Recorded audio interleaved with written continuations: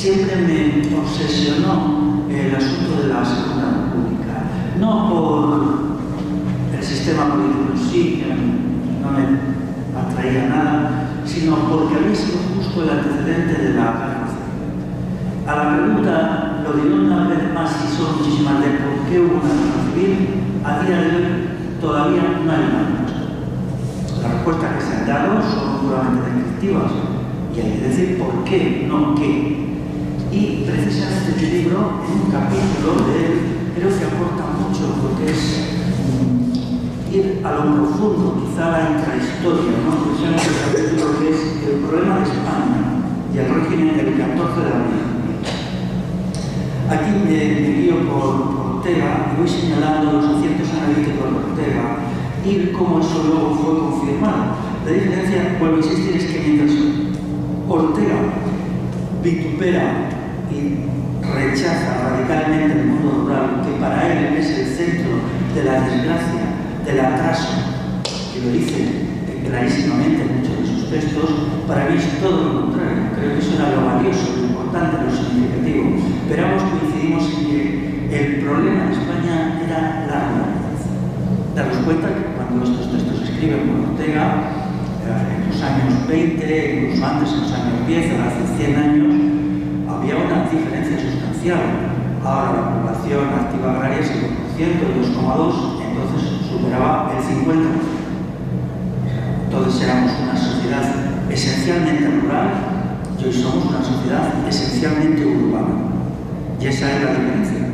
De hecho, lo que Ortega propone es resolver el problema de España eliminando la ruralidad. Y eso es lo que hace el directorio militar, o sea, el dictador Primo de Rivera, luego la Segunda República y luego el franquismo. Son tres regímenes que organizan la desintegración, la liquidación del mundo rural, cada uno de sus procedimientos.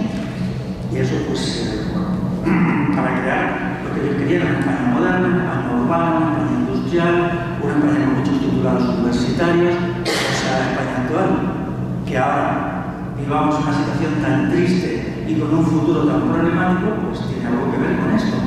Pero tenemos que ver cómo hemos llegado a esto.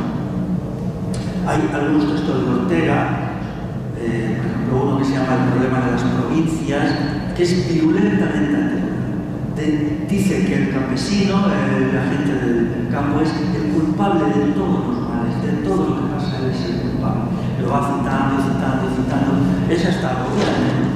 De hecho, ahora veremos por qué eso, por qué. Yo estoy de acuerdo que los problemas que había y las ventajas estaban relacionadas con el carácter rural de la sociedad, porque era medieval. Y era rural no solamente porque existía la gente del campo, sino que en la ciudad dominaba la cultura rural, porque eran la mayoría de la gente urbana, eran gente que había emigrado, o que tenía sus raíces en pueblos, o que valoraba mucho lo rural. Precisamente aquí hay una cultura rural de una fuerza enorme, un caso único en Europa. Esa fuerza tan enorme, ¿de dónde las traen? Es lo que hay que explicar. Y eso hay que acudir a la Edad Media. Es la revolución de la Alta Edad Media, la gran mutación de la Alta Edad Media que crea todo lo que somos. León surge en la Edad Media, en la Alta Edad Media. Castilla, más claramente, surge la primera vez que se cita la palabra Castilla, incluso surge en principios del siglo IX. Igual Aragón, igual Cataluña, igual Navarra. Se crean nuevas comunidades humanas. Eso dice que es mentira que sea una época oscura, porque si es una época que en el norte de la península ibérica es capaz de crear nuevas comunidades humanas que son viables, que 1200 años después siguen siendo viables, más o menos, pues entonces es que hubo algo, pasó algo enorme, algo fundamental, algo que precisamente la historiografía oficial oculta. Y de ahí surge el arte románico ya tardío, te das cuenta que el arte románico aquí en Zamora, que es todo del siglo XII, hay un poquito del siglo XI, que es muy después de las grandes mutaciones del siglo VIII y del siglo IX. Lo que sucede allí pues es muy importante y tiene mucho que ver con lo que voy a tratar porque es el origen de la ruralidad hispana. Hispano no es el hispano, es el conjunto de la península ibérica. Esto pues parece que hoy no se quiere comprender pero ahí estamos algunos insistiendo en que se haga.